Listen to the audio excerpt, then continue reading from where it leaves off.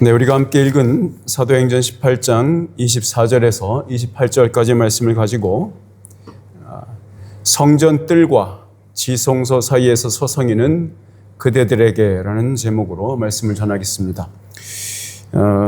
함께 서서 동시로 통역을 할까 했었는데 가정이 홀딱 다 아픈 관계로 오늘은 할 수 없게 되었습니다. 그래서 우리 오늘 코키 형제가 우리 트랜슬레이터를 도와주겠습니다. 자, 잘 들리시는지 한번, 잘 들리시면 엄지로 thumbs up please if you listen very clearly. Alex, you okay? Okay, thank you. 자, 드디어 우리가 2025년의 마지막 달인 12월에 도착했습니다. 우리 지난 1월 1일에 작정한 기도들과 마음의 소원들을 정리하고 평가해 봐야 할 시간이 되었습니다. 하나님께서 이렇게 기한과 시기들을 우리를 위해서 정해 놓으신 일은 참으로 큰 복인 것 같습니다. 우리가 매일처럼 겁없이 새로운 하루를 시작할 수 있는 것은 아마도 그 일상들이 반복되는 것처럼 보이기 때문일 것 같습니다. 우리들의 일상은 하나님의 은총이며 하나님께서 지금도 일하고 계시다는 증거입니다. 올해의 마지막 12월의 그 첫 주일의 메시지를 다윗의 시가 주는 통찰과 균형으로 시작하면 좋겠습니다. 이 시편 9절은 오늘 본문에 나오는 아볼로를 연상시키는 것 같기도 하고요. 바울의 모습도 보입니다. 우리 시편 65편 1절에서 4절 말씀을 같이 한번 읽어보면 좋겠습니다. 시작. 하나님이여, 찬송이 시온에서 주를 기다려오며 사람이 서원을 주께 이행하리이다. 기도를 들으시는 주여, 모든 육체가 주께 나아오리이다. 죄악이 나를 이겼사오니 우리의 허물을 주께서 사하시리이다. 주께서 택하시고 가까이 오게 하사 주의 뜰에 살게 하신 사람은 복이 있나이다. 우리가 주의 집 곧 주의 성전의 아름다움으로 만족하리이다. 아멘. 여러분, 바울이 머리를 깎았던 것은 지난날 성령님의 위로와 동행하심에 대한 감사의 표시였습니다.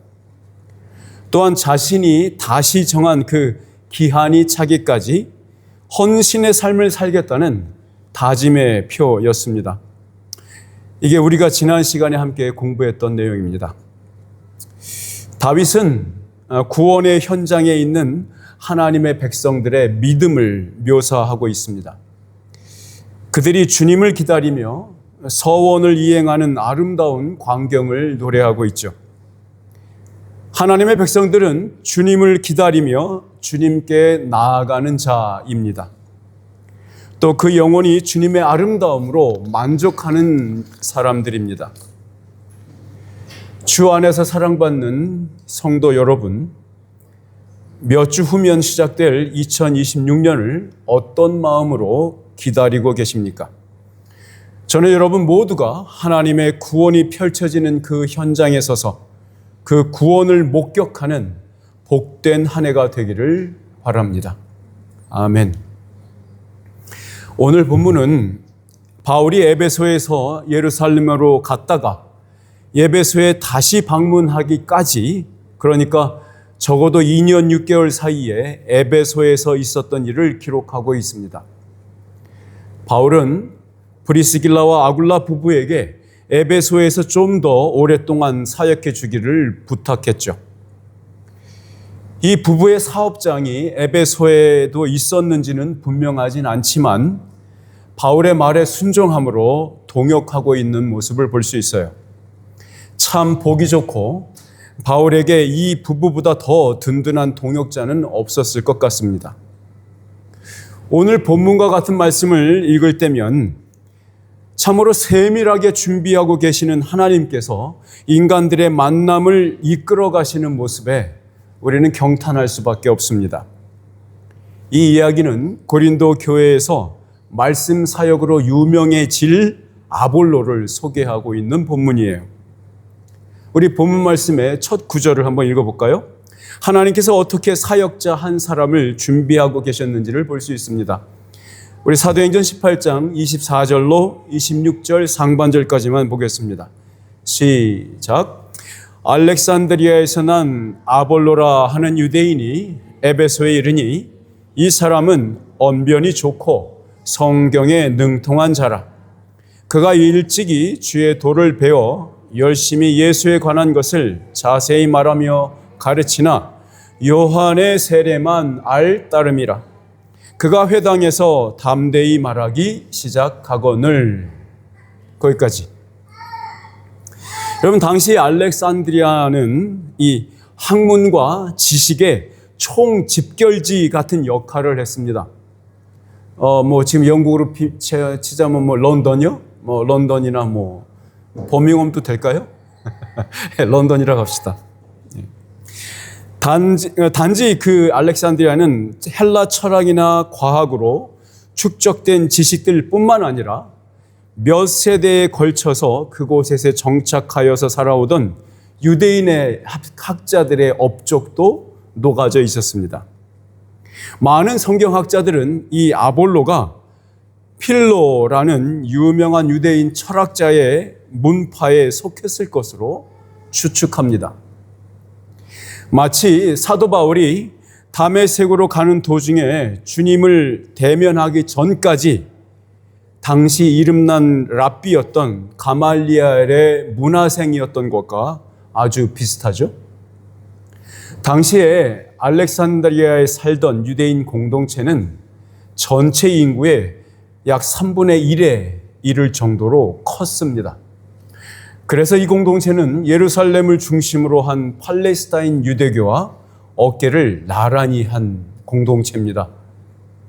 당시에 이 알렉산드리아 유대인 공동체를 대표하던 인물은 아볼로의 스승으로 추측되는 그 필로라는 유대인 학자였죠.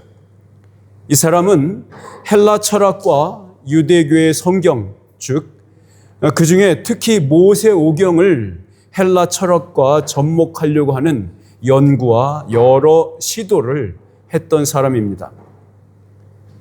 그러나 그는 이 사람이 단순히 이거 두 가지를 혼합하려고 했던 것은 아니었어요. 오히려 헬라의 문화를 유대의 종교와 문화의 발 아래 두어서 결국에는 그것을 유대화하려고 시도했습니다.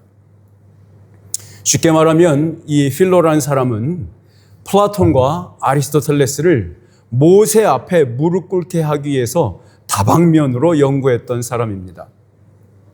물론 필로가 헬라의 종교 철학과 이방 종교들의 영향을 받았다는 것을 무시할 수는 없지만 그는 모세오경을 당시 상황에 맞게 해석하려고 노력했던 설교자였습니다.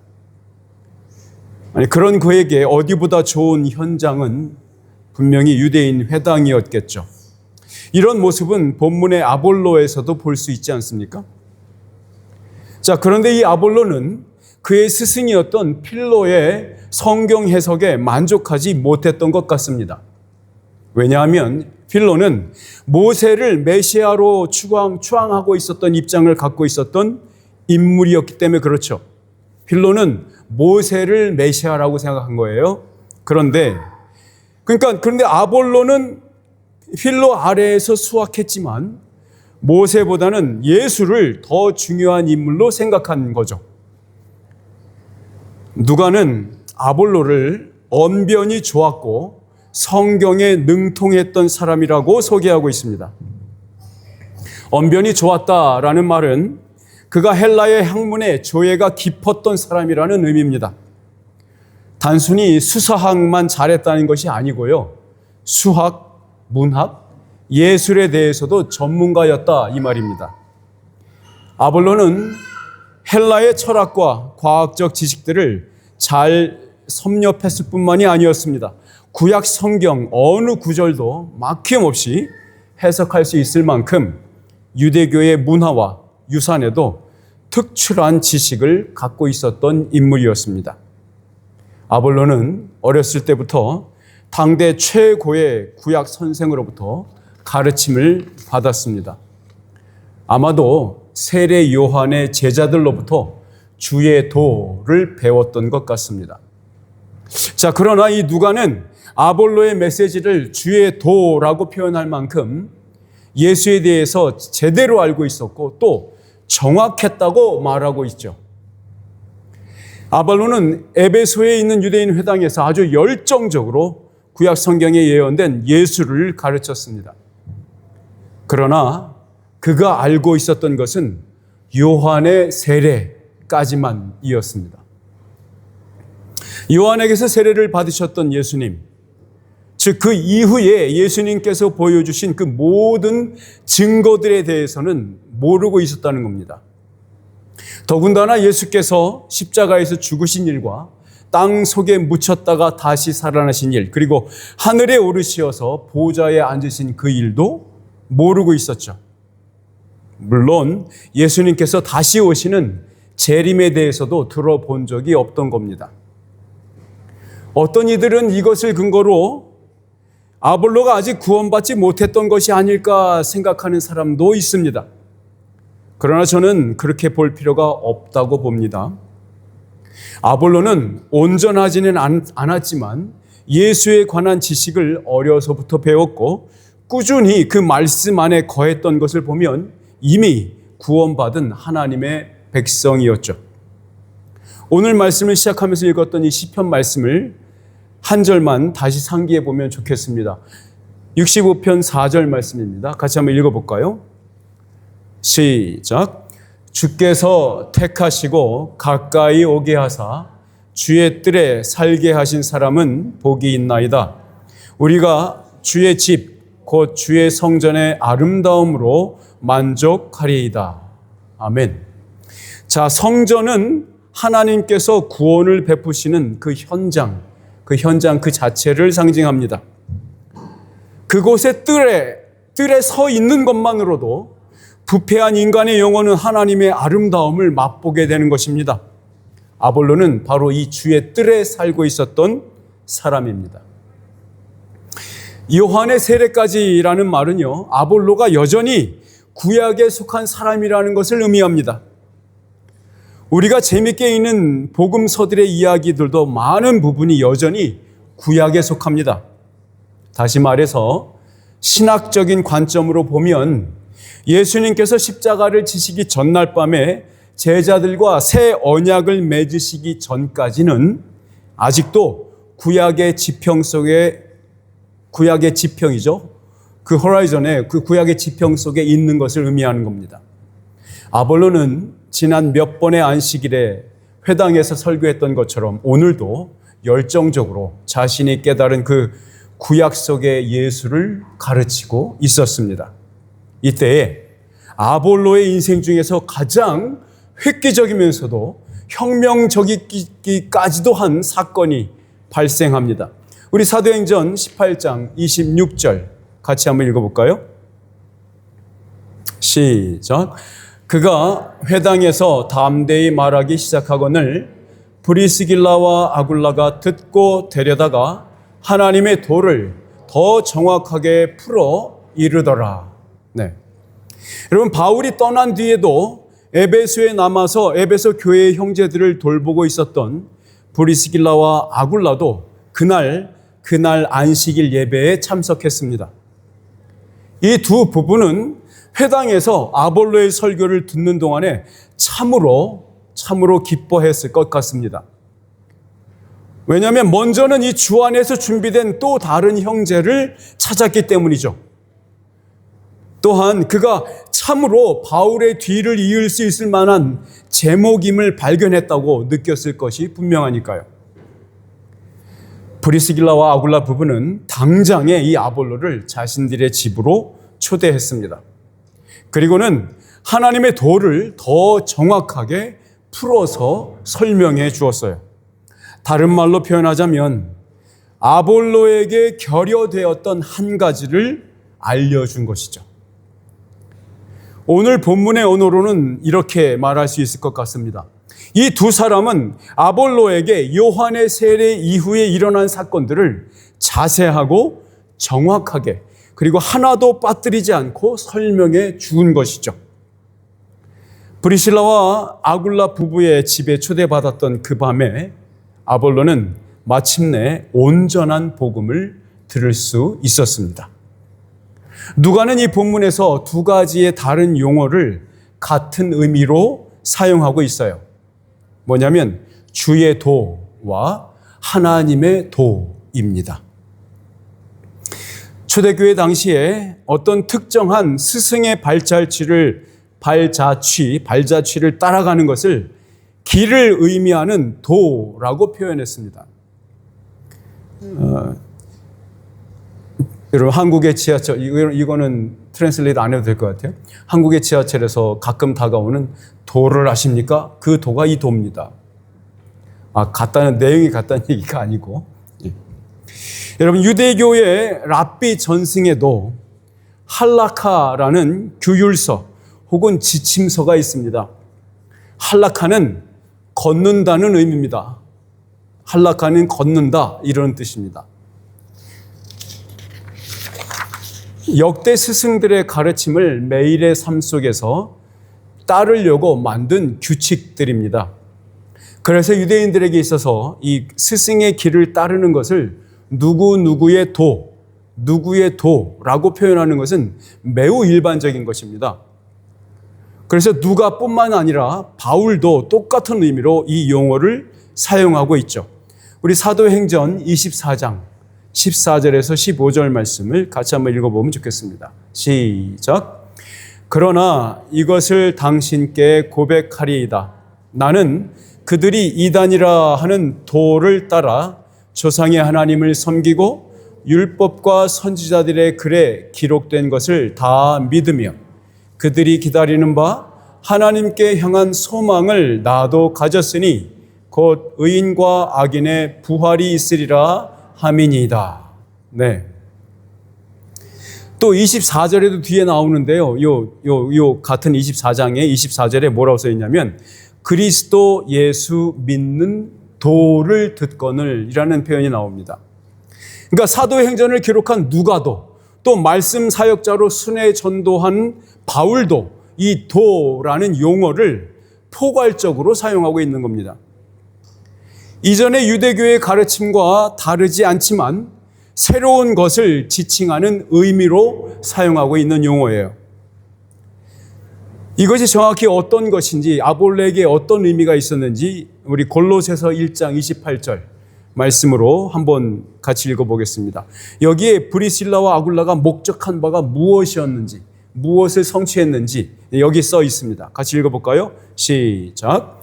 우리가 그를 전파하여 각 사람을 권하고 모든 지혜로 각 사람을 가르침은 각 사람을 그리스도 안에서 완전한 자로 세우려 함이니. 그렇죠? 이 두 부부의 사역은 사도 바울이 얻고자 했던 그것과 똑같은 열매를 얻은 거죠. 그날 밤 이후로 아볼로는 그리스도 안에서 완전한 자로 세워진 것입니다. 아볼로는 브리스길라와 아굴라로부터 받은 성경 과외 이후 전혀 다른 지평에 서 있는 사람이 된 거죠. 전에는 보지 못했던 예수를 발견하였고 그분이 자기를 위해 하신 일을 알게 되었습니다. 이어지는 구절은 아볼로의 다음 행적을 잘 보여주고 있죠. 사도행전 18장 27절에서 28절 말씀입니다. 같이 읽겠습니다. 시작. 아볼로가 아가야로 건너가고자 하므로 형제들이 그를 격려하며 제자들에게 편지를 써 영접하라 하였더니 그가 감에 은혜로 말미암아 믿은 자들에게 많은 유익을 주니 이는 성경으로서 예수는 그리스도라고 증언하여 공중 앞에서 힘있게 유대인의 말을 이기미러라. 네. 에베소 교회의 형제들 중에서 고린도에서 온 사람들이 있었는지 정확하게 분명히 그렇다고 말할 수는 없을 것 같아요. 그러나 어떤 사본에서는 고린도에서 에베소로 건너온 형제들이 있었다고 말하고 있습니다. 그들이 아볼로에게 고린도에서 고린도 교회에서 사역해 주기를 요청한 것은 분명해 보입니다.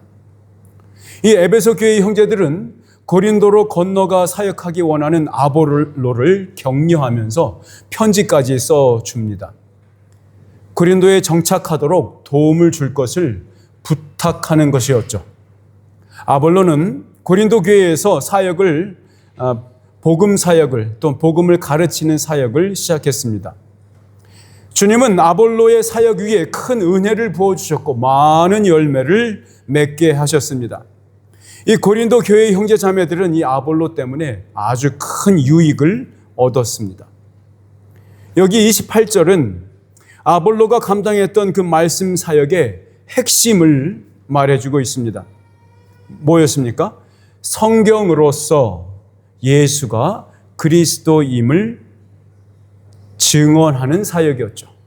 성경으로서, 구약 성경을 말합니다. 성경으로서 예수가 그리스도임을 증언하는 사역. 아볼로의 능숙한 언변과 빈틈없는 성경 지식은 이제 복음을 선포하는 데에 사용되었습니다. 많은 사람들이 보는 그 공중 앞에서도 아볼로는 유대인들을 설복시켰습니다. 유대인들은 아볼로의 말을 당해낼 수 없었던 것 같습니다. 유대인의 말을 이기미로라 라고 쓴 것처럼 말이죠. 누가는 아볼로를 마치 제2의 바울을 소개하고 있는 것처럼 이야기해요. 왜냐하면 바울을 묘사할 때 사용했던 언어를 그대로 아볼로에게 그대로 쓰고 있는 것을 보니까 그렇습니다. 많은 성경학자들이 동의하고 있지는 않지만 마르틴 루터 아시죠? 종교개혁의 선봉 마르틴 루터는 아볼로를 히브리서의 저자일 것이라고 생각하기도 합니다. 그만큼 사도 바울의 학문적 배경과 아볼로의 학식이 매우 비슷하다는 것은 분명한 거죠. 아볼로가 고린도 교회에서 꾸준히 가르친 핵심 메시지는 이것입니다. 예수는 그리스도시다. 초대교회는 다양한 직업을 가진 사람들이 하나로 모인 공동체였습니다. 그들은 학벌, 경험, 배경이 각각 달랐지만 예수 안에서 하나 된 공동체였습니다. 그들을 하나 되게 한 것은 단 하나의 메시지 때문이었습니다. 예수는 그리스도라는 메시지였습니다. 우리는 스스로 반문해 보면 좋겠습니다. 이 버밍엄 한인교회는 예수만이 그리스도라고 가르치고 있는가? 또한 여러분들은 여러분의 개인적인 삶의 자리에서도 예수는 그리스도라는 메시지를 여러분의 말과 행동에서 드러내고 있는가라고 말입니다. 이렇게 물어보면 어떨까요? 예수가 누구죠? 그는 무엇을 한 사람인가요? 라고 말입니다. 여러분, 한 사람의 인생을 바꾸는 질문은 복잡하지 않습니다. 단순하고 분명하지만 인생 내내 스스로에게 묻는 질문, 그것이 그 한 사람의 인생을 바꾸는 것입니다. 여러분은 스스로 여러분 자신들을 누구라고 생각하십니까? 여러분은 누구십니까? 그것은 여러분의 마음속에 갖고 있는 질문 한 가지, 그것으로 자기가 누군지 알 수 있습니다. 여러분 스스로 아직도 질문하십니까? 예수가 누구지? 그는 무엇을 했지?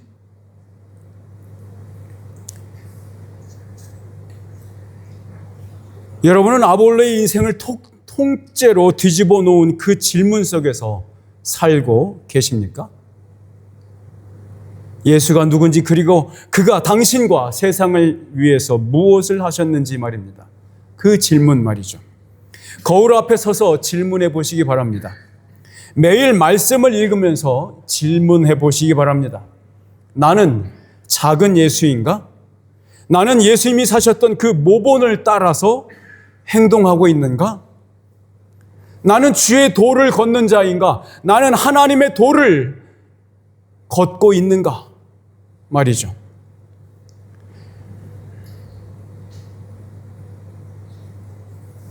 한 주일 동안 이 질문들과 한번 씨름해 보시기를 바랍니다. 말과 행동과 생각으로 씨름해 보십시오. 우리의 하늘 아버지께서 여러분에게 이렇게 답변을 주실 것입니다. 그래 이놈아, 네가 이겼다. 여러분은 모두 하나님의 참 이스라엘인입니다. 아멘. 기도하겠습니다. 사랑이 많으신 아버지 하나님, 짧은 시간 동안 주의 말씀을 함께 상고하였습니다. 아볼로의 인생을 완전히 뒤바꿔 놓았던 그 질문, 예수가 누구인가? 예수는 아볼로를 위해서, 자신을 위해서 무엇을 하셨는가? 아버지 하나님, 새로운 한 주를 맞이하는 우리가, 새로운 한 해를 기다리는 우리가 한 주 내내 혹은 한 해 내내 이 질문으로 우리 스스로에게 질문해 볼 수 있도록 인도하여 주시옵소서. 이 질문이 우리의 삶을 바꾸게 하시고, 이 질문이 우리의 언어를 바꾸게 하시고, 이 질문이 우리의 행동을 바꾸게 하여 주시옵소서. 예수 그리스도 이름으로 기도드리옵나이다. 아멘.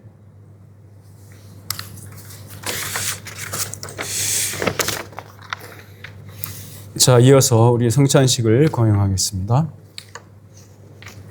자, 요한복음 6장 53절로 58절 띄워주시기 바랍니다. 자, 모두 제자리에서 일어나셔서 함께 읽으면 좋겠습니다.